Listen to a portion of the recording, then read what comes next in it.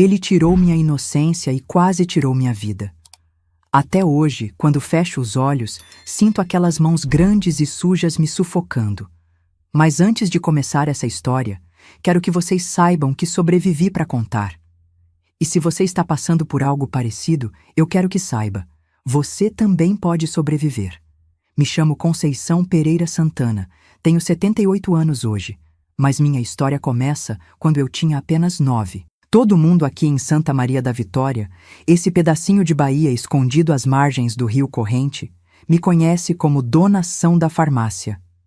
Durante mais de 50 anos, fui a única farmacêutica da cidade, aquela que ajudava todo mundo com seus problemas de saúde, desde uma febre passageira até os partos mais complicados. Quem me vê hoje, com esse corpo frágil, cabelos brancos e enrugada como uma passa, não imagina que já carreguei um segredo tão pesado que me dobrava as costas muito mais que o peso da idade. Nasci em 1947, numa família simples mas respeitada. Meu pai, Adelino, era marceneiro, daqueles que transformavam um pedaço bruto de madeira numa obra de arte. Minha mãe, Josefa, costurava para as famílias mais ricas da região. Éramos pobres de dinheiro, mas ricos de dignidade, como meu pai sempre falava. Morávamos numa casa pequena, mas decente, de tijolo e telha, com 3 cômodos apenas. A sala, que também era cozinha, um quarto onde dormiam meus pais, e outro onde eu dividia uma cama de palha com minhas 2 irmãs mais velhas, Teresa e Lourdes. A vida era simples, mas era boa.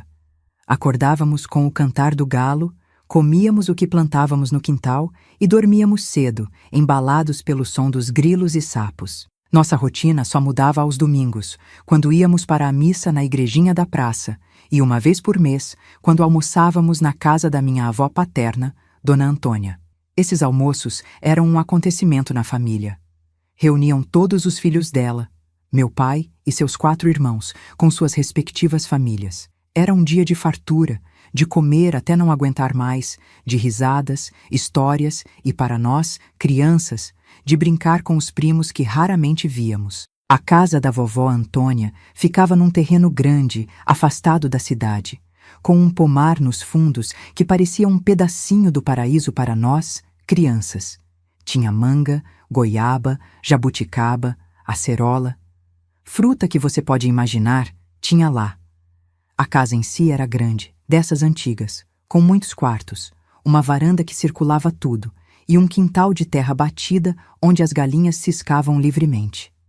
Naquele domingo fatídico, acordei animada. Era dia de almoço na casa da vovó, e isso significava comida boa, brincadeiras e aquela sensação de pertencimento que só uma família grande pode dar. Mamãe me arrumou com meu vestido de domingo, um azul claro com bolinhas brancas que ela mesma tinha costurado. Trançou meu cabelo com uma fita que combinava e me fez prometer que não sujaria tudo brincando antes do almoço. Conceição, hoje você está uma moça, ela disse, me olhando de cima a baixo com aquele orgulho de mãe. Não vai mais correr com os meninos como um moleque, viu? Já tá na idade de aprender a se comportar como uma senhorita. Prometi que sim, mas no fundo, sabia que assim que chegasse lá, iria direto para o pomar com meus primos. A liberdade que sentíamos longe dos olhos dos adultos era preciosa demais para ser desperdiçada. Fomos a pé até a casa da vovó, uns 3 quilômetros de estrada de terra vermelha. Eu ia saltitando na frente, enquanto meus pais vinham atrás, carregando uma travessa de mandioca cozida com carne de sol que minha mãe tinha preparado para contribuir com o almoço. Minhas irmãs, já moças de 15 e 17 anos, vinham logo atrás, conversando sobre os rapazes da igreja que tinham chamado sua atenção. Quando chegamos, a casa já estava cheia. Tio Zeca, o mais velho dos irmãos do meu pai, tinha vindo com a esposa Laura e seus 3 filhos. Tia Dalva, a única mulher entre os irmãos, estava com o marido Santiago e as gêmeas, minhas primas que tinham a minha idade. Tio Manuel, com sua esposa Iracema e seus 2 meninos. E então tinha tio Geraldo. Tio Geraldo era o caçula dos irmãos do meu pai, apenas 5 anos mais velho que minha irmã Lourdes. Ele não era casado e morava com a vovó, ajudando a cuidar dela e da propriedade. Sempre foi o favorito da minha avó, talvez por ser o mais novo, talvez por estar sempre por perto. Era um homem bonito, alto, com um sorriso fácil e uma risada que enchia a casa. Todo mundo gostava do tio Geraldo. Ele contava as melhores histórias, sabia fazer mágicas com cartas e sempre trazia balas nos bolsos para distribuir entre nós, crianças. Eu adorava o tio Geraldo. Quando ele chegava, eu corria para seus braços e ele me rodava no ar, me chamando de princesinha. Ele parecia se importar comigo de um jeito especial, sempre perguntando como eu estava na escola, admirando meus desenhos, elogiando minhas tranças. Me sentia especial quando estava perto dele, como se fosse a sobrinha favorita. E talvez, de alguma forma doentia que eu não compreendia na época, eu realmente fosse. Naquele domingo, o almoço foi servido no grande terreiro embaixo das mangueiras. Mesas improvisadas com tábuas sobre cavaletes foram cobertas com toalhas bordadas, e o cheiro da comida fazia nossos estômagos roncarem. Feijão tropeiro, arroz branco, galinha caipira, farofa de ovo, mandioca cozida, quiabo refogado. Era uma festa para os sentidos. Antes de prosseguir com essa parte tão difícil da minha história, queria pedir um minuto do seu tempo, meu querido que está me assistindo. Se você está gostando do meu relato, deixa aquele like e se inscreve no canal. Isso ajuda muito a minha história a chegar em mais pessoas que talvez estejam passando pelo mesmo que passei. E me conta nos comentários de qual cidade você está me assistindo. Isso me dá um quentinho no coração saber que tem gente de todo o Brasil ouvindo essa velha contar sua história. Depois do almoço, os adultos ficaram na mesa, tomando café, comendo doce de leite e conversando sobre política, sobre a seca, sobre os preços do feijão que não paravam de subir. Nós, crianças, recebemos permissão para brincar no pomar, desde que não subíssemos nas árvores nem estragássemos as frutas que ainda não estavam maduras. Corremos para os fundos da propriedade, loucos pela liberdade. Brincamos de pega-pega, de esconde-esconde, catamos goiabas caídas e comemos até a barriga doer. O tempo foi passando e, aos poucos, as crianças foram sendo chamadas por seus pais. As gêmeas da tia Dalva tiveram que ir para casa mais cedo, porque uma delas estava com febre. Os meninos do tio Manuel foram chamados para ajudar a carregar algumas coisas. E eu fiquei sozinha no pomar, olhando uma colmeia de abelhas sem ferrão que tinha encontrado num tronco velho. Foi quando ouvi a voz do tio Geraldo atrás de mim. Conceição, o que você está fazendo aqui sozinha, menina? Me virei, sorrindo. Era o tio Geraldo, meu tio favorito. Olha, tio, achei uma casa de abelhas, mas são daquelas boazinhas que não ferroam. Ele se aproximou, olhando por cima do meu ombro. Senti seu corpo grande atrás do meu, seu cheiro de cigarro e cachaça. Não tinha notado antes, durante o almoço, mas agora percebia que ele tinha bebido mais que o costume. Que legal, princesinha, mas não é bom ficar aqui sozinha, não. Tem muita cobra nessa parte do terreno. Vem, vou te mostrar uma coisa interessante lá dentro. Peguei na mão dele sem hesitar. Por que hesitaria? Era meu tio querido, o homem que me dava balas, que me contava histórias, que me fazia sentir especial. Confiava nele completamente. Ele me levou não para a casa principal, onde estavam todos, mas para uma construção menor nos fundos da propriedade. Era onde ficavam guardadas as ferramentas de trabalho no campo, os sacos de grãos, as selas dos cavalos. Um lugar escuro, com cheiro de terra úmida e mofo. O que vamos ver aqui, tio? Tenho um presente para você, princesinha. Mas é segredo, viu? Não pode contar para ninguém, senão estraga a surpresa para os outros primos. Assente, me sentindo especial novamente. Um presente só para mim, um segredo nosso. Meu coração de criança acelerou de felicidade. Tio Geraldo fechou a porta atrás de nós. O galpão ficou na penumbra. A única luz vinha de uma janelinha pequena no alto da parede. Ele me levou até o fundo, onde havia uma espécie de depósito, com sacos de feijão e milho empilhados. Fecha os olhos, princesinha. Só abre quando eu mandar. Fechei os olhos, quase pulando de excitação. Esperava ganhar uma boneca, talvez. Ou um livro de histórias. Foi quando senti suas mãos grandes e ásperas no meu corpo. O que aconteceu naquele galpão escuro, naquela tarde de domingo que começou tão feliz, é algo que por muitos anos tentei apagar da minha memória. As lembranças vêm em flashes. Suas mãos me tocando onde ninguém jamais tinha tocado, sua voz rouca no meu ouvido dizendo que eu era especial, que era nossa brincadeira secreta, que eu não podia contar para ninguém, senão meus pais ficariam bravos comigo. Lembro do cheiro de poeira e suor, do peso do corpo dele sobre o meu, da dor lancinante que me fez gritar, e da sua mão tapando minha boca com força, quase me sufocando. Lembro dos meus soluços, das minhas súplicas para que parasse e do olhar dele, aquele olhar que até hoje me persegue nos pesadelos. Um olhar vazio, como se eu não fosse uma pessoa, apenas uma coisa para seu prazer. Não sei quanto tempo durou. Para uma criança de 9 anos sofrendo tamanha violência, poderia ter sido uma eternidade. Sei que em algum momento a dor foi tão intensa que meu corpo, incapaz de processar tanto sofrimento, simplesmente desligou. Perdi a consciência. Quando acordei, estava sozinha no galpão escuro. Meu vestido azul de bolinhas, que mamãe tinha feito com tanto carinho, estava rasgado e manchado de sangue. Meu corpo doía de um jeito que eu jamais tinha sentido antes. Havia sangue escorrendo pelas minhas pernas, e eu não entendia direito o que tinha acontecido, só sabia que tinha sido algo terrível, algo proibido, algo que tinha me quebrado por dentro. Tentei me levantar, mas caí. Tentei gritar, mas minha voz saiu fraca, um sussurro rouco. Arrastei-me até a porta, deixando um rastro vermelho no chão de terra. Quando finalmente consegui abrir a porta, a luz do fim da tarde me cegou momentaneamente. Ouvi vozes me chamando ao longe. Minha mãe, meu pai, procurando por mim. Tinha perdido a noção do tempo. Quanto tempo fiquei desacordada naquele galpão? 1 hora? 2? Tentei chamar por eles, mas só consegui emitir um gemido. Foi minha irmã Teresa quem me encontrou primeiro. Lembro do grito dela ao me ver, do seu rosto transformado pelo horror. Depois vieram meus pais, e o mundo virou um turbilhão de vozes assustadas, de choro, de perguntas que eu não conseguia responder. Meu Deus, o que aconteceu com ela? Conceição, quem fez isso com você? Chamem um médico! Rápido! Fui carregada nos braços do meu pai de volta para a casa principal. Lembro dos olhares horrorizados de todos, dos gritos da minha mãe, do choro da minha avó. E lembro do tio Geraldo parado num canto, observando tudo com uma expressão que misturava preocupação e algo mais que, na época, eu não soube identificar, mas hoje sei que era medo.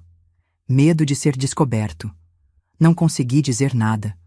O choque, a vergonha, o medo e aquela sensação terrível de que algo precioso tinha sido roubado de mim me deixaram em estado de torpor. Só conseguia chorar, um choro silencioso e constante, enquanto me enrolavam num cobertor e me colocavam na carroceria do caminhão do tio Manuel para me levar ao hospital na cidade vizinha. A última coisa que vi antes de deixarmos a propriedade foi o rosto do tio Geraldo, observando de longe, e seus lábios formando as palavras que ele tinha me dito no galpão. É nosso segredo.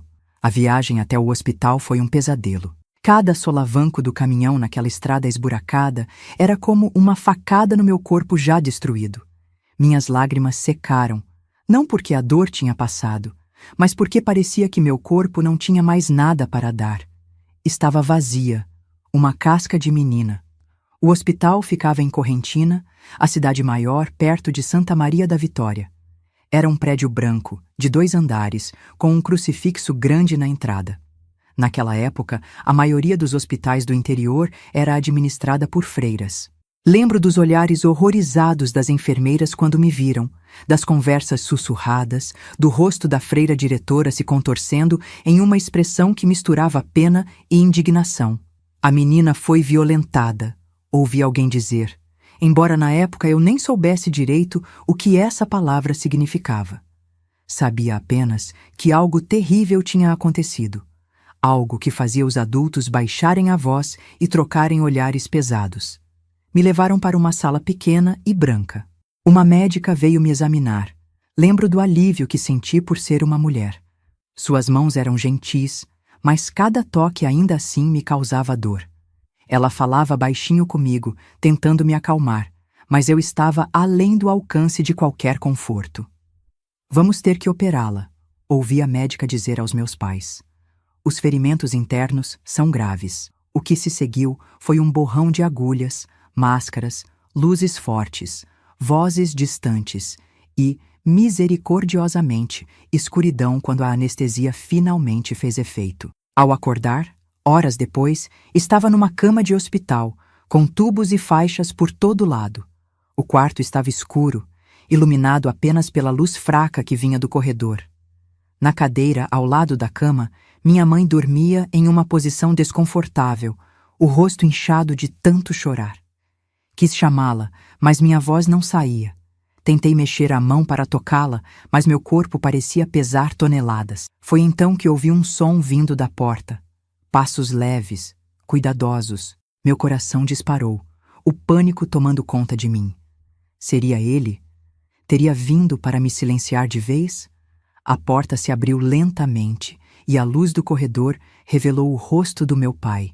Nunca tinha visto meu pai daquele jeito. Adelino sempre foi um homem forte, inabalável, daqueles que não demonstra fraqueza nem quando o mundo está desabando. Mas o homem que vi naquela porta estava destruído. Os olhos vermelhos, o rosto envelhecido 10 anos em um único dia, a postura curvada como se carregasse o peso do mundo. Ele se aproximou da cama, pensando que eu ainda estava dormindo. Com cuidado infinito, ajeitou o cobertor sobre mim, uma carícia tão leve que mal senti. Vi lágrimas silenciosas descendo pelo seu rosto marcado pelo sol e pelo trabalho duro. Minha filhinha, ele sussurrou, tão baixo que quase não ouvi. Me perdoa. Eu devia ter te protegido. Foi a primeira e única vez que vi meu pai chorar. O homem que enfrentava a tempestade sem pestanejar, que carregava toras de madeira pesadas como se fossem gravetos, que nunca se curvou diante das dificuldades da vida, estava ali, despedaçado pela dor de não ter conseguido proteger sua filha mais nova.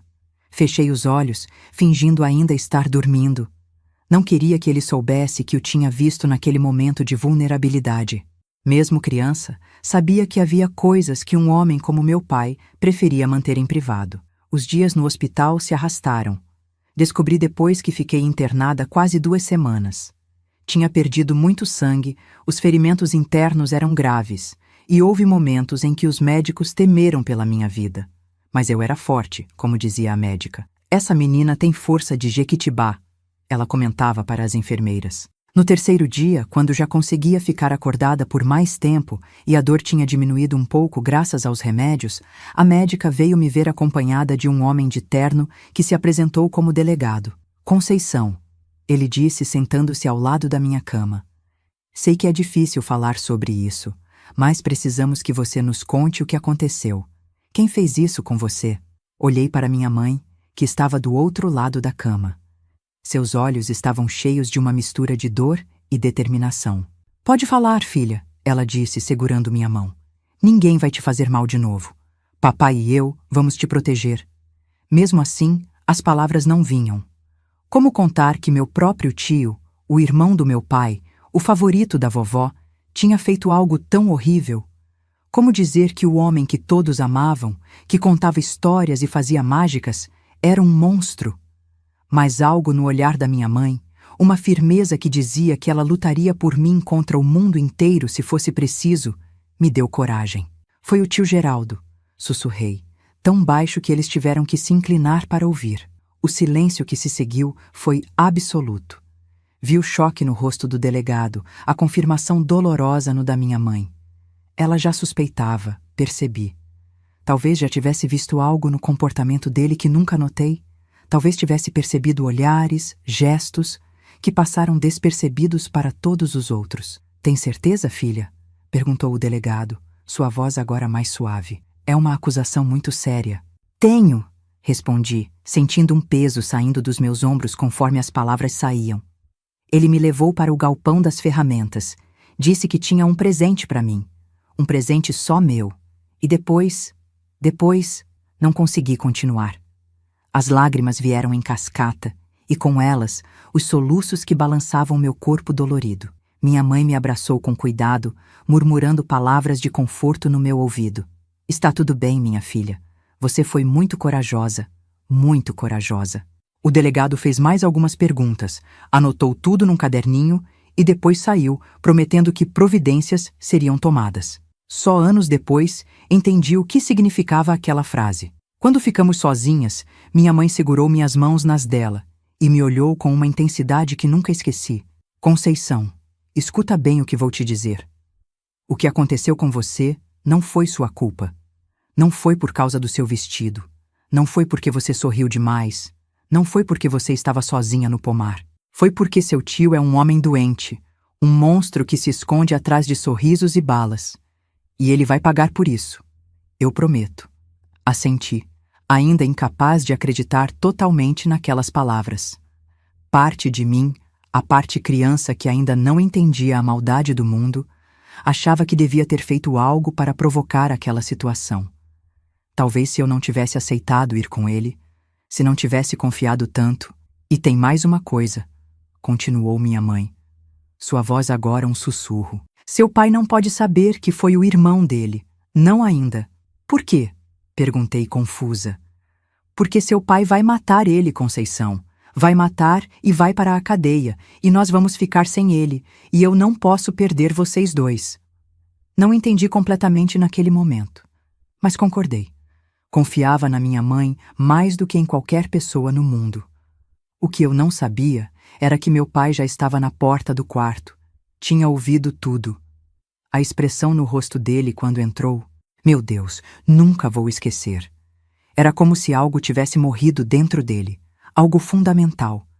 Seus olhos, normalmente vivos e brilhantes, estavam opacos, como pedras no fundo de um rio. Adelino. Minha mãe começou, percebendo pelo olhar dele que tinha escutado. Por favor, pensa nas meninas, pensa na família. Ele levantou a mão, pedindo silêncio, mas não com raiva. Era um gesto cansado, derrotado. Já pensei, Josefa. Pensei muito, e tenho um plano. O modo como ele disse aquilo, tão calmo, tão controlado, me deu mais medo do que se tivesse gritado ou quebrado tudo no quarto. Era a calma de quem já tinha tomado uma decisão irrevogável, de quem já tinha aceitado as consequências do que ia fazer. Naquele momento, deitada naquela cama de hospital, ainda fraca demais para levantar sozinha, com dores que nenhuma criança deveria sentir, não imaginava o que viria a seguir. Não sabia que o plano do meu pai não era simplesmente matar o irmão, mas fazê-lo sofrer como eu tinha sofrido. Não sabia que a justiça, quando feita pelas próprias mãos, pode ser muito mais terrível do que qualquer punição legal. O que sabia era que nada seria como antes. A menina que brilhava no vestido de bolinhas azuis, que corria pelo pomar colhendo goiabas, que confiava nos adultos e achava que o mundo era um lugar bom, tinha morrido naquele galpão escuro. No lugar dela, estava nascendo alguém diferente, alguém que carregaria cicatrizes invisíveis pelo resto da vida. Nos dias que se seguiram, muitas pessoas vieram me visitar no hospital. Meus tios e tias, primos, vizinhos, até o padre da nossa paróquia. Todos traziam presentes, palavras de conforto, olhares de pena. Todos, exceto o tio Geraldo. Dele, só ouvi dizer que tinha ido para Salvador resolver uns negócios. Fugindo, claro. Minha avó também nunca apareceu. Soube depois que ela se recusava a acreditar que seu filho caçula, seu preferido, pudesse ter feito algo tão horrível. Talvez fosse pedir demais a uma mãe. Ou talvez fosse apenas mais um exemplo de como muitas vezes preferimos acreditar numa mentira confortável do que encarar uma verdade devastadora. Uma semana depois da minha conversa com o delegado, quando já estava melhorando e os médicos falavam em me dar alta em breve, meu pai veio me visitar sozinho. Ele se sentou ao lado da minha cama, com aquela expressão séria que raramente abandonava seu rosto desde o incidente. Conceição, ele começou, escolhendo as palavras com cuidado. No domingo que vem vai ter outro almoço na casa da vovó. Só de ouvir isso, senti meu corpo inteiro se contrair de medo. Nunca mais queria voltar àquele lugar, ver aquele galpão, lembrar. Não quero ir, pai, respondi, as lágrimas já se formando nos meus olhos. Por favor, não me obriga. Ele pegou minha mão com uma delicadeza que contrastava com aqueles dedos calejados de tanto trabalhar. Você não precisa ir, minha filha. Nunca mais vai ter que ir lá se não quiser. Mas sua mãe e eu vamos. E preciso que você entenda que talvez aconteçam coisas que você vai ouvir depois. Coisas sobre o tio Geraldo. Que coisas, pai? Ele hesitou, claramente dividido entre o desejo de me proteger de mais horrores e a necessidade de me preparar para o que estava por vir. Justiça, minha filha. Justiça. A palavra ficou pairando entre nós, cheia de promessas sombrias, de segredos que eu ainda era jovem demais para compreender. Mesmo não sabendo exatamente o que meu pai planejava, senti um calafrio. Não era apenas medo, era também uma espécie estranha de alívio, a certeza de que, de um jeito ou de outro, tio Geraldo pagaria pelo que tinha feito. Quando você sair daqui, meu pai continuou, vamos para a casa da sua tia Dalva, em Bom Jesus da Lapa. Você, sua mãe e suas irmãs vão ficar lá por um tempo. Eu vou depois. E a escola, pai? E a casa? E os meus livros? Ele sorriu, um sorriso triste que não alcançou os olhos. Tudo isso pode esperar, filha. Agora o importante é você ficar boa e estarmos todos juntos, em segurança. Naquela noite, sonhei com o tio Geraldo. Não era um pesadelo, como os que tinha tido nas noites anteriores, com ele me perseguindo pelo pomar, me arrastando para o galpão escuro. Era um sonho diferente. Ele estava deitado, imóvel, enquanto uma sombra se aproximava dele. A sombra tinha o rosto do meu pai, mas de alguma forma não era bem ele.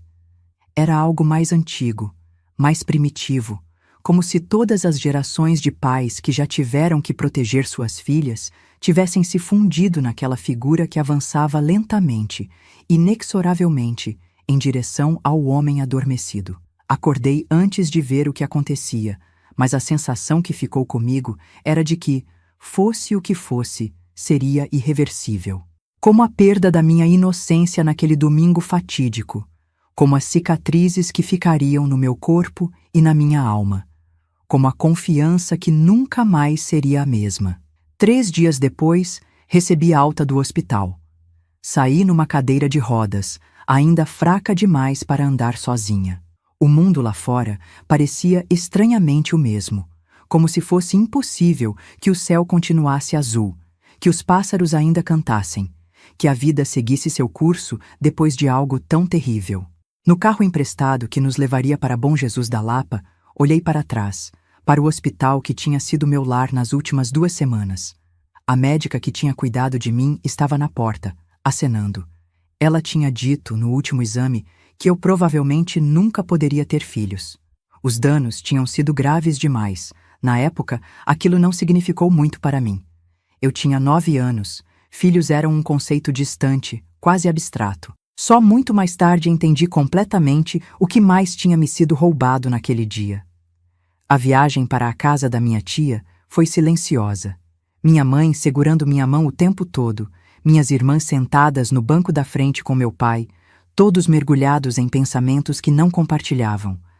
Era como se um muro invisível tivesse sido erguido entre nós, um muro feito de dor, de culpa, de raiva e de um amor tão feroz que não encontrava palavras para se expressar. Quando chegamos à casa da tia Dalva, o sol já estava se pondo, pintando o céu de vermelho e dourado. Minha tia nos recebeu na porta, os olhos já vermelhos de chorar. Ela abraçou cada um de nós, segurando meu rosto entre as mãos quando chegou a minha vez, olhando fundo nos meus olhos como se procurasse sinais do dano que ia além das marcas físicas. Aquela noite foi a última vez que vi meu pai antes do próximo domingo. Ele se despediu de cada um de nós com abraços longos, palavras sussurradas, promessas de que logo estaríamos todos juntos novamente. Com minha mãe, foi diferente.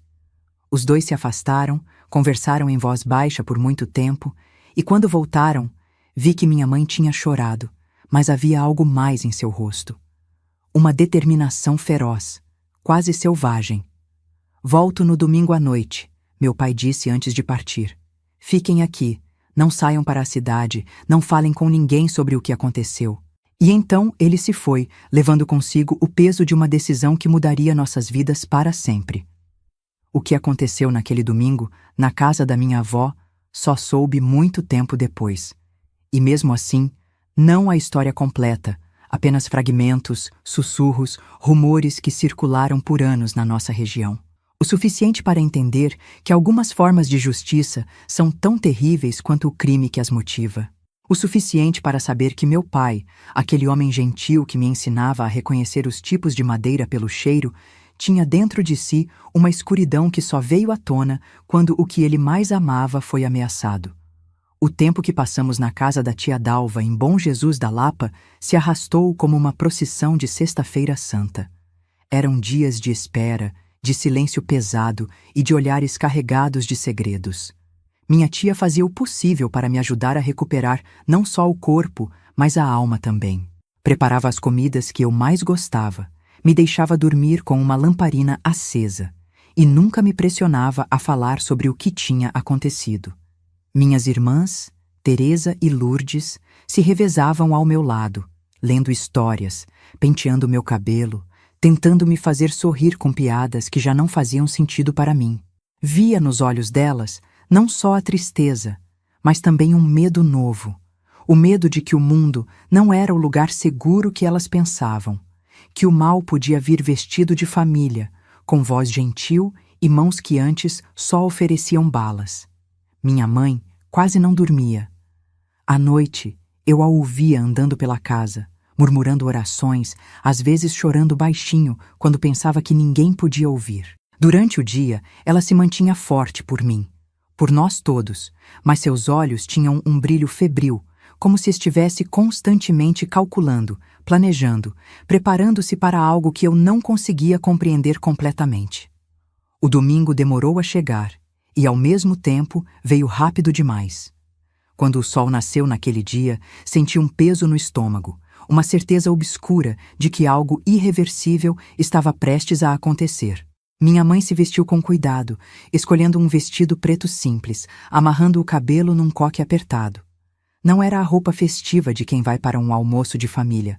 Era a roupa sóbria de quem vai a um acerto de contas. "Vou encontrar seu pai", ela disse, beijando minha testa antes de sair. "Fique com suas irmãs e sua tia. Não saia de casa, não abra a porta para ninguém, não atenda o telefone. Voltamos à noite." Havia uma finalidade naquelas palavras que me assustou. Como se ela também não tivesse certeza de que voltaria, mas estivesse determinada a ir mesmo assim. Lembro de segurar sua mão, de pedir que não fosse, que ficasse comigo, que deixasse a polícia resolver tudo. Ela apenas sorriu, um sorriso que não alcançou seus olhos, e disse: "Algumas coisas, minha filha, a polícia não pode resolver. Algumas dívidas, só o sangue paga." Aquelas palavras ficaram comigo, ecoando na minha cabeça como o sino da igreja nas manhãs de domingo. O que minha mãe, aquela mulher que me ensinara a amar o próximo, a perdoar 70 vezes 7, estava planejando fazer? O que meu pai, aquele homem que parava o trabalho para não pisar numa formiga, tinha preparado para o irmão que traíra sua confiança da pior maneira possível? O dia se arrastou numa agonia de incerteza. Eu me sentia como se estivesse esperando por um resultado que já conhecia, mas que não queria aceitar. Quando a noite finalmente caiu, trazendo consigo uma chuva fina e insistente, meu corpo inteiro estava tenso como uma corda de viola prestes a arrebentar. Foi quase meia-noite quando ouvimos o carro se aproximando. O barulho de pneus na lama, a porta batendo, passos na varanda. Minha tia foi atender enquanto eu, minhas irmãs e meus primos esperávamos na sala, congelados numa expectativa que ninguém ousava nomear. Meu pai entrou primeiro, seguido pela minha mãe. Os dois estavam encharcados, não só pela chuva, mas por algo mais, algo que parecia emanar deles como uma aura invisível. Uma mistura de exaustão, alívio e um horror silencioso que nunca tinha visto em seus rostos. "Está feito", meu pai disse para minha tia, as palavras pesadas como pedras. "Nunca mais ele vai tocar em nenhuma criança." Ninguém perguntou o que estava feito, o que tinha acontecido naquela casa distante onde eu perdera minha inocência. O silêncio que se seguiu era carregado de entendimento, de cumplicidade. Algo terrível tinha acontecido, algo que não seria discutido na frente das crianças, algo que nunca seria mencionado fora daquele círculo fechado. Meu pai veio até mim, se ajoelhou à minha frente, tomou minhas mãos pequenas nas suas, grandes e calejadas. Seus olhos, que sempre me pareceram tão fortes, estavam marejados. Nunca mais, minha filha, ele disse, a voz embargada. Nunca mais ninguém vai te machucar assim. Eu prometo. Acreditei nele. Com toda a fé que uma criança pode ter, acreditei que meu pai tinha consertado o mundo quebrado, que tinha eliminado o monstro dos meus pesadelos, que agora poderíamos voltar a ser o que éramos antes. Não sabia então que algumas coisas, uma vez quebradas, nunca mais voltam a ser como eram. Que algumas feridas, mesmo depois de cicatrizadas, continuam a doer quando o tempo muda, quando a lembrança vem sem aviso, quando algo, um cheiro, um som, uma sombra, traz tudo de volta como se tivesse acontecido ontem. Dormimos todos juntos naquela noite, num amontoado de colchões no chão da sala. Ninguém queria ficar sozinho, nem mesmo os adultos. Era como se precisássemos da presença uns dos outros para afastar as sombras, para confirmar que ainda estávamos ali, inteiros, juntos, sobreviventes. 2 dias depois, partimos de volta para Santa Maria da Vitória. Não para nossa casa antiga. Essa tinha sido vendida às pressas para um comerciante da cidade. Fomos para uma casa nova, do outro lado da cidade, mais próxima do centro. Uma casa que meu pai tinha comprado com o dinheiro da venda da antiga e de suas economias de anos. Uma casa sem memórias, sem fantasmas, sem o peso do que tinha acontecido. Os meses que se seguiram foram de lenta reconstrução. Meu corpo se curou mais rápido que minha alma. Os ferimentos físicos cicatrizaram, a dor diminuiu, pude voltar a andar, a correr, a ser uma criança no sentido físico da palavra. Mas por dentro tinha envelhecido décadas em poucos dias. O delegado veio algumas vezes, fez perguntas, anotou respostas, mas nada parecia acontecer. Um dia, ele chamou meus pais para uma conversa particular. Quando voltaram, tinham uma expressão estranha, mistura de alívio e uma tristeza resignada. O caso está encerrado, meu pai disse naquela noite, durante o jantar. Geraldo foi encontrado morto no Rio São Francisco. Aparentemente se afogou. Estava bêbado, dizem. A forma como ele disse, aparentemente, a forma como minha mãe baixou os olhos, me disse tudo o que eu precisava saber. Não foi um acidente. Não foi suicídio. Foi a justiça das próprias mãos, a lei antiga de olho por olho, a sentença executada longe dos tribunais e dos juízes. Nunca soube exatamente o que aconteceu naquele domingo na casa da minha avó. Só muitos anos depois, quando já era adulta, ouvi fragmentos da história. Comentários sussurrados, frases soltas em conversas de adultos que achavam que eu não estava ouvindo. O suficiente para formar uma imagem borrada, incompleta, mas aterrorizante. Pelo que pude entender, meu pai e minha mãe foram à casa da vovó Antônia como se fosse apenas mais um almoço de família. Tio Geraldo estava lá, tinha voltado de Salvador 2 dias antes. Ninguém sabia o que tinha acontecido comigo. A história oficial era que eu tinha caído de uma árvore no pomar e me machucado gravemente. Meus pais sentaram à mesa, comeram, conversaram, fingiram normalidade, enquanto o veneno que minha mãe tinha trazido da farmácia fazia efeito lentamente no copo de tio Geraldo. Não era um veneno para matar, era para paralisar, para deixar consciente, mas incapaz de se mover, de falar, de pedir ajuda.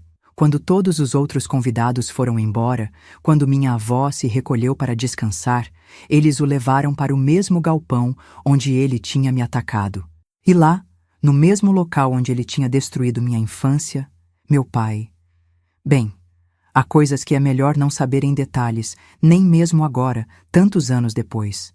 O que sei é que depois eles o levaram para o Rio São Francisco.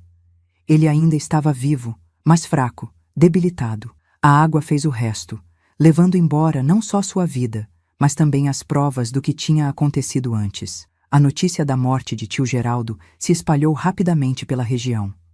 Um acidente trágico, diziam. Um homem jovem, cheio de vida, levado pelas águas do rio. Uma pena, uma tristeza. Minha avó ficou devastada. Entrou num luto profundo do qual nunca se recuperou totalmente.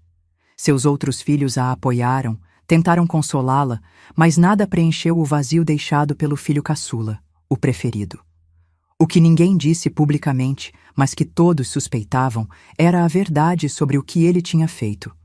Numa cidade pequena como a nossa, os segredos têm pernas curtas. As perguntas sobre por que eu estava internada, os rumores sobre a violência do ataque, as suspeitas sobre quem poderia ter feito algo tão horrível, tudo isso circulava em sussurros, em olhares, em conversas interrompidas quando alguém se aproximava. Nunca mais voltei a falar sobre o assunto com meus pais. Era como se tivéssemos feito um pacto silencioso. O que aconteceu, aconteceu. Está terminado. Vamos seguir em frente. E foi o que fizemos, cada um à sua maneira. Meu pai mergulhou no trabalho com uma intensidade nova, como se quisesse se purgar de algo através do suor e do cansaço físico. Minha mãe se tornou mais devota, mais rigorosa em suas práticas religiosas, passando horas na igreja, rezando por algo que nunca mencionava. Eu me refugiei nos estudos. Descobri nos livros um mundo onde podia escapar, onde as histórias tinham finais felizes, onde a justiça prevalecia sem precisar de mãos manchadas de sangue. Estudei com uma determinação que surpreendeu meus professores. Quando completei o primário, já era a melhor aluna da escola. Foi nessa época que descobri minha vocação. A médica que tinha cuidado de mim no hospital veio visitar nossa cidade e passou em nossa casa para ver como eu estava. Ela ficou impressionada com minha recuperação, com minha inteligência, com minha curiosidade sobre tudo relacionado à medicina. Você daria uma ótima médica, sabia? Ela comentou, enquanto eu mostrava meus cadernos, onde anotava tudo sobre plantas medicinais que aprendia com os mais velhos da região. A ideia plantou-se em mim como uma semente. Médica. Alguém que cura, que ajuda, que salva vidas. Alguém que transforma a dor em conhecimento, o sofrimento em compaixão. Era exatamente o que eu queria ser. Claro que, para uma menina pobre do interior da Bahia nos anos 1950, tornar-se médica era quase um sonho impossível. Mas eu tinha dentro de mim uma força que nem eu mesma conhecia completamente. A força de quem enfrentou o pior e sobreviveu, de quem viu o monstro nos olhos e continuou de pé. Quando terminei o ginásio, aos 15 anos, já tinha um plano. Iria para Salvador, ficaria na casa de uma prima distante da minha mãe, trabalharia durante o dia e estudaria à noite para terminar o colegial e tentar o vestibular para a medicina. Meus pais relutaram no início. A ideia de me deixar ir para a capital, tão longe deles, os aterrorizava depois de tudo que tínhamos passado. Mas viram minha determinação, minha necessidade de seguir em frente, de transformar minha história em algo maior que a tragédia que a havia marcado. Vá, minha filha, meu pai finalmente disse, depois de muitas discussões. Vá e se torne a pessoa que você quer ser. Só não se esqueça de nós, da sua origem, de quem você é. Deixei Santa Maria da Vitória numa manhã de março de 1963, com uma mala de papelão contendo tudo que possuía e um medo que se misturava com esperança no peito. Tinha 16 anos e pela primeira vez desde aquele domingo fatídico, sentia que o futuro poderia ser mais luminoso que o passado. Salvador me recebeu com seu calor intenso, suas ladeiras íngremes, seus cheiros de azeite de dendê e mar, sua mistura caótica de cores e sons. A casa da prima Eulália ficava no bairro da Liberdade, numa rua estreita de casas geminadas. Era pequena, apertada, abafada, mas para mim representava a liberdade, a chance de recomeçar, de ser apenas Conceição, não a menina que sofreu aquilo. Consegui um emprego numa farmácia do bairro, limpando, organizando, eventualmente até atendendo clientes quando o movimento era grande. O dono, seu Amaro, um português de poucas palavras, mas coração generoso, logo percebeu meu interesse pela medicina, pelas propriedades das plantas, pelos medicamentos e seus efeitos. Menina, tu tem jeito pra coisa, ele dizia, me ensinando a preparar pomadas, xaropes, tinturas. Quem sabe um dia essa farmácia não será sua? Eu sorria, agradecia, mas meu sonho era maior. Queria entender o corpo humano, suas complexidades, suas fragilidades e resistências. Queria saber por que alguns ferimentos cicatrizam sem deixar marca, enquanto outros, invisíveis aos olhos, continuam a sangrar por dentro, por anos, por toda uma vida. À noite, estudava até os olhos arderem, até as velas acabarem, até o sono finalmente me vencer. O colegial noturno era difícil, os professores cansados, os alunos mais interessados em namorar que em aprender, as matérias passadas às pressas para cumprir o programa. Mas eu absorvia tudo, cada palavra, cada fórmula, cada conceito, como uma esponja sedenta. Foram 3 anos intensos, anos de trabalho duro, de estudo constante, de privações e sacrifícios. Anos também de descobertas, de amizades, de uma liberdade que nunca tinha experimentado antes. Anos em que aprendi que havia mais do que um caminho a seguir, mais do que uma forma de ser mulher, mais do que um destino possível. Em 1966, aos 19 anos, prestei vestibular para medicina na Universidade Federal da Bahia. A concorrência era feroz, as vagas poucas, os candidatos, em sua maioria, homens de famílias abastadas, com anos de estudo em bons colégios.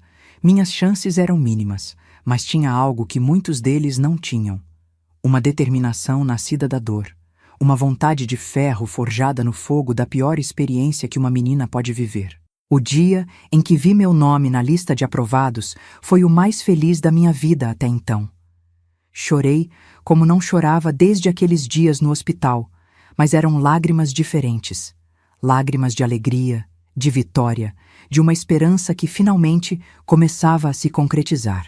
Meus pais não puderam vir para a matrícula. A viagem era longa, cara, e eles nunca tinham saído do interior da Bahia. Mas mandaram uma carta que guardo até hoje, amarelada pelo tempo, as letras trêmulas do meu pai, que mal sabia escrever, e as palavras cuidadosamente escolhidas da minha mãe. Nossa filha, nosso orgulho, você conseguiu o que nenhum de nós jamais sonhou conseguir.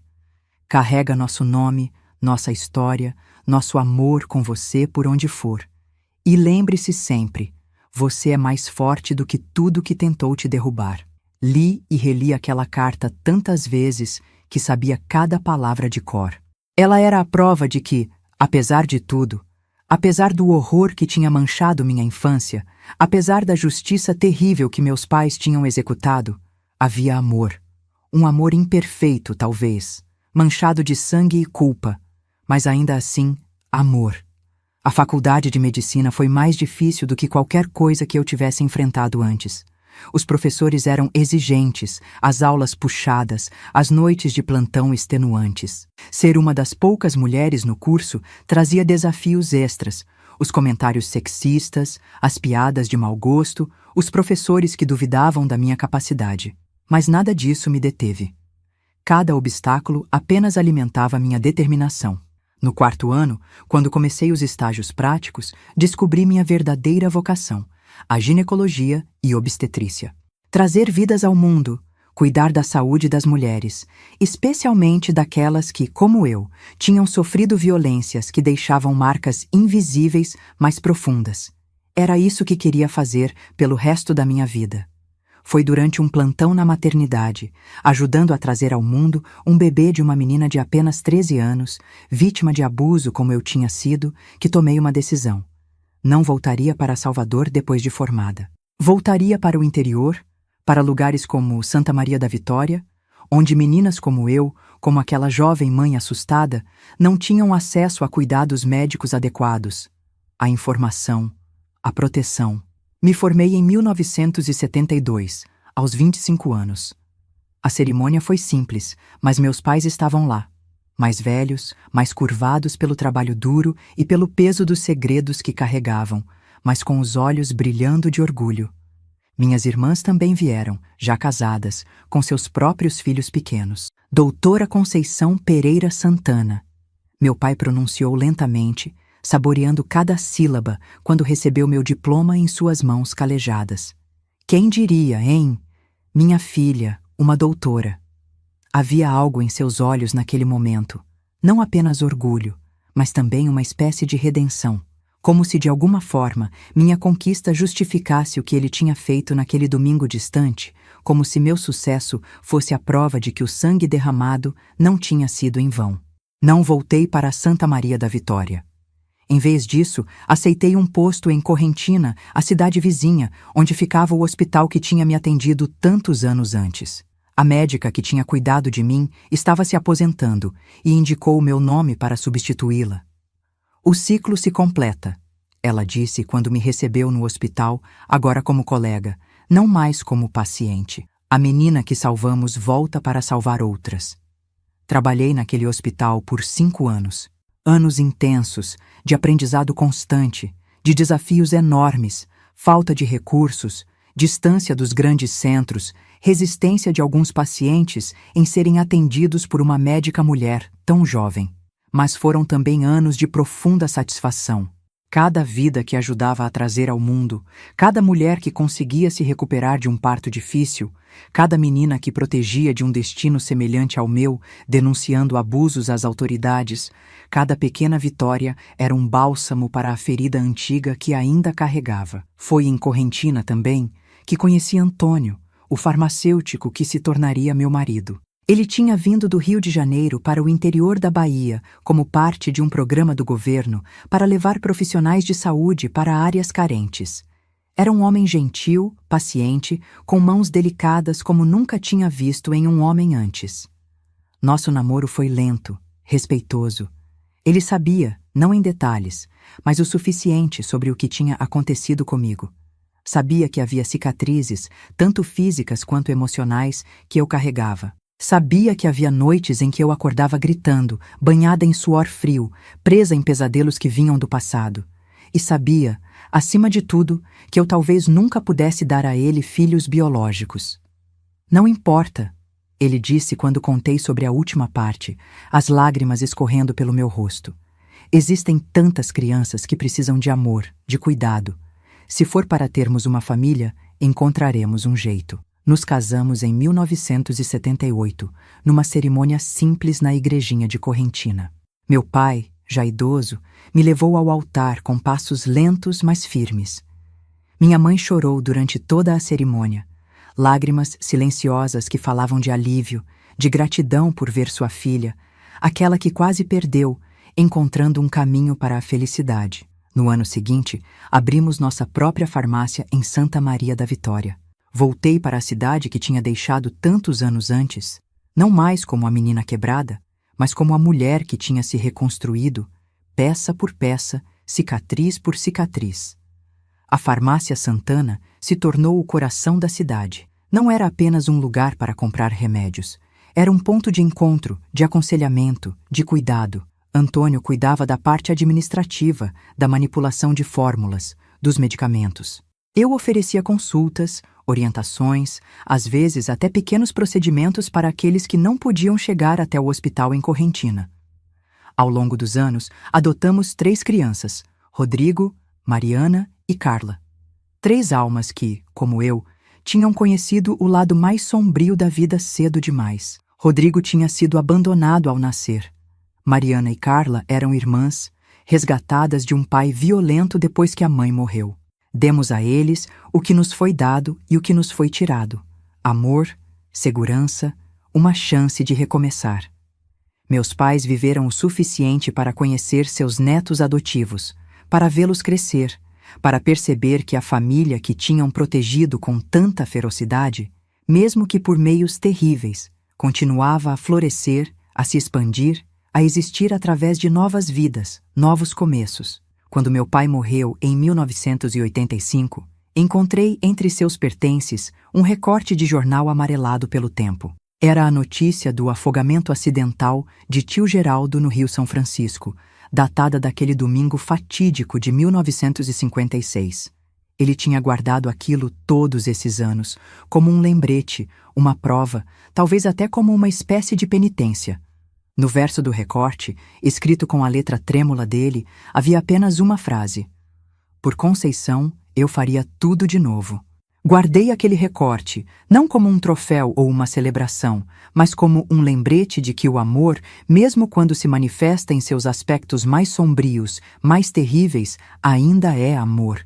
De que meu pai, aquele homem gentil que nunca levantou a mão para mim, carregou até o último dia o peso daquilo que fez para me vingar, para garantir que eu pudesse ter um futuro. A verdade é que nenhum de nós, nem meu pai, nem minha mãe, nem eu, saiu ileso daquela história. Carregamos as marcas, visíveis e invisíveis, pelo resto de nossas vidas. A diferença é que aprendemos a viver com elas, a transformá-las em algo que, se não poderia ser chamado de belo, pelo menos poderia ser útil, significativo, até mesmo curador. Cheguei na parte mais difícil desta história, meus queridos. A parte que nunca contei por completo para ninguém, nem mesmo para meus filhos ou meu falecido marido. A parte que guardei no fundo da minha alma como um segredo sagrado, protegido por décadas de silêncio. O que aconteceu naquele domingo, quando meus pais foram à casa da minha avó sem mim, é algo que só soube em fragmentos, em peças esparsas que fui juntando ao longo dos anos.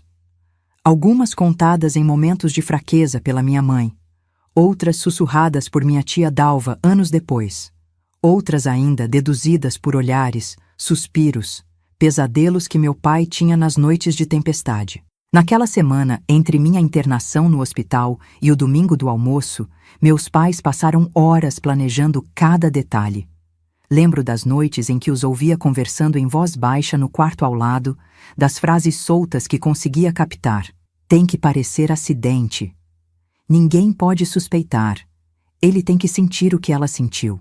Minha mãe foi à farmácia em Bom Jesus da Lapa, onde ninguém a conhecia. Comprou um frasco pequeno de um medicamento forte, desses que os médicos usavam para acalmar pacientes agitados. O suficiente para deixar uma pessoa inconsciente, mas não para matar. A morte viria depois, de outra forma. Meu pai passou horas na garagem dos fundos da casa da minha tia, afiando uma faca de caça que tinha trazido de nossa casa em Santa Maria da Vitória. Via-o através da fresta da porta, o movimento repetitivo da lâmina contra a pedra de amolar. O rosto concentrado, os olhos fixos, como se já estivesse vendo algo muito além daquela garagem, muito além daquela cidade, muito além daquele momento. Na manhã do domingo, eles partiram cedo. Minha mãe usava seu vestido preto simples, o cabelo preso num coque severo.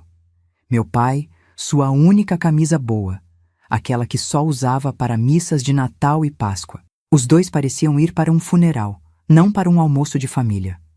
Tome conta das suas irmãs, minha mãe me disse antes de partir. Rezem por nós. Do que aconteceu depois, consigo reconstituir através dos fragmentos que recolhi ao longo dos anos. Meus pais chegaram na casa da minha avó na hora do almoço. Foram recebidos com a normalidade de sempre, talvez com algumas perguntas sobre como eu estava. Meu pai abraçou seus irmãos, inclusive Geraldo, sem demonstrar nada além do carinho habitual. Minha mãe ajudou a colocar a mesa, a servir a comida, a encher os copos. Foi durante o almoço que ela fez o que tinha planejado. Um momento de distração, quando todos estavam entretidos com a conversa, e o pó do remédio se dissolveu no copo de vinho de tio Geraldo. Ele bebeu sem notar nada, talvez apenas um leve gosto amargo que o vinho já naturalmente possuía. Após o almoço, quando todos se espalharam pela propriedade para o descanso da tarde, o remédio começou a fazer efeito. Tio Geraldo sentiu tontura, dificuldade para manter os olhos abertos. Meu pai, atento, percebendo os sinais, ofereceu ajuda. Parece que você bebeu demais, irmão, ele disse, o braço em volta dos ombros de Geraldo. Vem, vamos tomar um café forte para clarear a cabeça. Mas não o levou para a cozinha. Levou-o para o galpão das ferramentas nos fundos da propriedade. O mesmo galpão onde eu tinha sido atacada. Não foi uma escolha aleatória. Foi deliberada, simbólica. Era ali que a justiça seria feita. Minha mãe o seguiu alguns minutos depois, certificando-se de que ninguém notara para onde tinham ido. Trancou a porta do galpão atrás de si. O que aconteceu lá dentro, naquela tarde quente de 1956, nunca soube com precisão. Há coisas que talvez seja melhor não saber completamente. Mas sei que meu tio foi amarrado a uma cadeira velha, com as cordas que meu pai tinha trazido escondidas no fundo do carro. Sei que ele estava consciente o suficiente para entender o que estava acontecendo, mas fraco demais para resistir ou gritar. Sei que meu pai falou com ele, longamente. Não foi um ataque cego de raiva, uma explosão de violência. Foi algo calculado, frio, metódico. Ele queria que Geraldo soubesse exatamente por que estava ali, o que tinha feito, o que estava prestes a pagar. Você lembra do que fez com a minha filha neste mesmo lugar? Perguntou meu pai, a voz controlada, quase calma. Você lembra do choro dela? Dos gritos? Do sangue? Dizem que o galpão tinha janelas pequenas, cobertas com panos escuros para que ninguém pudesse ver o que acontecia lá dentro. Que a única luz vinha de uma lamparina a querosene, criando sombras que dançavam nas paredes como espectros. Sei que minha mãe estava lá, testemunhando tudo, às vezes participando. Ela, que nunca havia levantado a mão para ninguém, que me ensinara que violência era pecado, que me mostrara a importância do perdão. Naquele dia, naquele galpão, ela era outra pessoa, uma força da natureza, a personificação da ira maternal, a leoa protegendo sua cria, mesmo que tarde demais. Quero que ele sinta a mesma dor que a Conceição sentiu, ela disse ao meu pai. Quero que ele saiba o que é ser impotente, ser violado, ser destruído por dentro. E assim foi feito.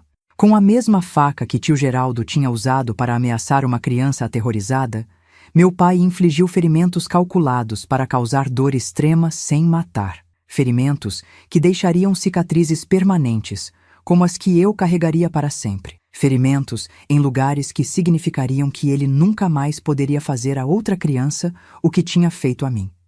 Mas não foi só violência física.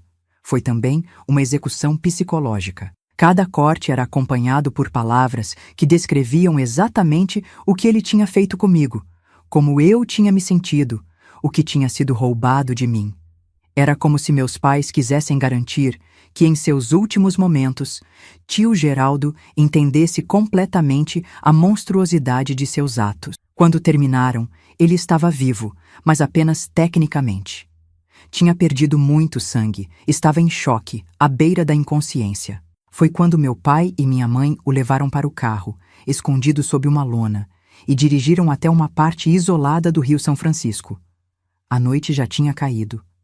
A chuva fina que começara mais cedo agora caía com mais força, apagando pegadas, lavando evidências, criando o cenário perfeito para o que parecia um acidente. Meu pai carregou o corpo quase sem vida do irmão até a margem do rio. Tio Geraldo ainda respirava, ainda tinha pulsação, mas estava fraco demais para lutar, para gritar por ajuda. Você tem algo a dizer antes de ir? Meu pai perguntou. Um último momento de humanidade oferecido ao homem que tinha destruído sua família. Não sei se tio Geraldo respondeu, se pediu perdão, se chorou, se mostrou arrependimento ou se manteve seu ódio até o fim. Sei apenas que momentos depois, seu corpo foi empurrado para as águas do rio, levado pela correnteza que, naquela época do ano, após semanas de chuva, era forte o suficiente para arrastar um homem adulto para o fundo. Meus pais ficaram ali por algum tempo, vendo o rio engolir a evidência de seu crime, de sua vingança, de sua justiça. A chuva caía sobre eles, lavando o sangue de suas mãos, mas não de suas almas. Aquele sangue, invisível mas indelével, os acompanharia pelo resto de suas vidas. O corpo foi encontrado 3 dias depois, preso em alguns galhos à margem do rio, alguns quilômetros abaixo. Os ferimentos foram atribuídos às pedras e galhos contra os quais teria batido enquanto era arrastado pela correnteza. O veredicto foi rápido, afogamento acidental devido à embriaguez. Ninguém questionou, ninguém investigou a fundo. Era apenas mais um homem jovem que tinha bebido demais e caído no rio. Uma história comum naquela região, naquela época. Quando a notícia chegou a Bom Jesus da Lapa, onde estávamos, vi a expressão no rosto do meu pai. Não era alívio, nem satisfação, nem triunfo. Era algo mais complexo, mais profundo. A realização do preço que tinha pago para vingar sua filha, não apenas a vida do irmão, mas também uma parte de si mesmo que nunca mais voltaria. A inocência de acreditar que o mundo é essencialmente bom, que as pessoas são basicamente decentes, que a família é sempre um porto seguro. Voltamos para Santa Maria da Vitória uma semana depois, para uma casa nova, para tentar um recomeço. Mas os fantasmas vieram conosco. Os pesadelos, os silêncios, os olhares distantes de meus pais quando pensavam que ninguém estava observando. Cresci na sombra daquele domingo, daquela vingança.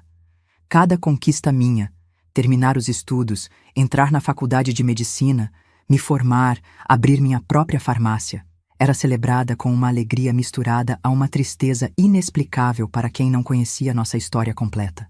Era como se meus pais vissem cada passo meu como uma justificação para o que tinham feito, uma prova de que o sacrifício de suas almas não tinha sido em vão. Valeu a pena, meu pai dizia às vezes, quando me via de jaleco branco atendendo um paciente, salvando uma vida. Valeu cada gota de sangue.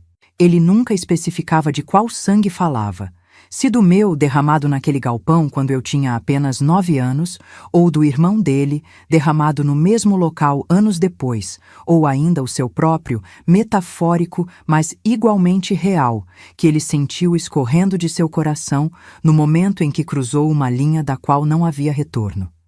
Minha mãe nunca foi tão explícita. Ela falava através de gestos, a forma como segurava minha mão durante uma consulta médica difícil, o orgulho nos olhos quando eu explicava a uma mãe jovem como cuidar de seu bebê, a paz em seu rosto quando me via feliz, realizada, apesar de tudo. Quando me casei com Antônio, em 1978, vi meu pai chorar pela segunda vez na vida. A primeira tinha sido no hospital, quando me viu quebrada pelo abuso. Desta vez, eram lágrimas diferentes, não de dor ou raiva, mas de uma alegria mesclada com alívio. Alívio por ver que eu tinha conseguido superar, que tinha encontrado amor, que tinha construído uma vida além da tragédia. Durante a cerimônia, quando ele me entregou no altar, sussurrou algo que só eu ouvi. Você venceu, minha filha. Nós vencemos. E naquele momento, entendi completamente. A vingança nunca foi apenas pela dor que me foi causada. Foi também uma declaração, um grito para o universo. Ela vai sobreviver. Ela vai superar. Ela vai ter uma vida plena, apesar do que foi feito a ela. E o homem que tentou destruí-la não estará aqui para ver isso. Quando adotei meus 3 filhos, Rodrigo, Mariana e Carla, em meados dos anos 1980, vi no rosto dos meus pais algo que nunca tinha visto antes. Paz. Como se o ciclo finalmente se fechasse, como se a ferida aberta décadas atrás finalmente começasse a cicatrizar de verdade. Esses pequenos, meu pai dizia, brincando com seus netos adotivos, são a prova de que o bem vence no final, que depois da tempestade mais escura, o sol sempre volta a brilhar. Meus pais morreram como viveram após aquele domingo, juntos, unidos por um laço que ia além do amor conjugal, um laço forjado no sangue e no segredo compartilhado. Meu pai foi primeiro, em 1985, de um ataque cardíaco enquanto trabalhava na marcenaria. Minha mãe o seguiu menos de 1 ano depois, como se não soubesse mais como existir sem ele, sem aquela presença silenciosa que carregava metade do fardo que ambos dividiram por quase 3 décadas. Fiquei com suas memórias, com seu legado complicado, com a certeza de que foram imperfeitos, falíveis, humanos até o âmago, capazes do amor mais profundo e do ódio mais selvagem, da proteção mais feroz e da vingança mais calculada. Não estou aqui para julgar o que fizeram. Não estou aqui para dizer se foi certo ou errado. Estou aqui apenas para contar a história, para que você que me ouve entenda que a vida raramente é preto e branco, que as pessoas raramente são santas ou demônios, que o amor pode se manifestar de formas que nos assustam, que nos confundem, que nos deixam questionando tudo o que pensávamos saber sobre nós mesmos. O que sei é que carrego em mim tanto a menina que foi quebrada naquele galpão, quanto a mulher que foi remontada, peça por peça, através do amor brutal e imperfeito dos meus pais, através da minha própria determinação de não ser definida pela pior coisa que me aconteceu, através das vidas que ajudei a salvar, das crianças que ajudei a trazer ao mundo, dos filhos que criei com todo o amor que pude dar. Hoje, aos 78 anos, olhando para trás, para o longo e doloroso caminho que percorri, não sinto apenas a dor, o horror, a injustiça. Sinto também gratidão pelos pais que tive, que apesar de seus métodos terríveis, me amaram além da razão. Pelo marido que encontrei, que me mostrou que nem todos os homens são monstros. Pelos filhos que criei, que me deram a chance de criar uma família baseada no respeito e no amor genuíno. Pela carreira que construí, que me permitiu transformar minha dor em cura para outros. E sinto, acima de tudo, uma certeza quieta e firme. Sobrevivi, não apenas fisicamente. Sobrevivi com minha alma intacta, com minha capacidade de amar preservada, com minha fé na vida renovada diariamente, através dos pequenos milagres que nos cercam quando temos olhos para ver. Meus queridos, agradeço de coração por terem me acompanhado até aqui nessa jornada difícil pelo meu passado. Se minha história tocou seu coração de alguma forma, peço que deixe seu like e se inscreva no canal. Isso ajuda muito a fazer com que histórias como a minha cheguem a mais pessoas que talvez estejam passando pelo mesmo ou conhecem alguém que está. E não deixem de entrar no nosso grupo do WhatsApp. O link está na descrição do vídeo. Lá compartilhamos diariamente histórias reais de outras senhoras que, como eu, carregam cicatrizes invisíveis, mas encontraram seu caminho de volta à luz. Mulheres fortes que sobreviveram ao inimaginável e transformaram sua dor em força, sua tragédia em propósito. Porque é isso que aprendi após todos esses anos. A vida pode nos quebrar de formas inimagináveis, mas a decisão de recolher os cacos e reconstruir algo novo, algo belo, algo significativo, essa decisão é toda nossa. É o único poder que ninguém pode tirar de nós, não importa o que nos façam. Sou Dona Conceição da Farmácia e essa foi minha história. Que Deus proteja cada um de vocês aqui nesse vídeo. Amém.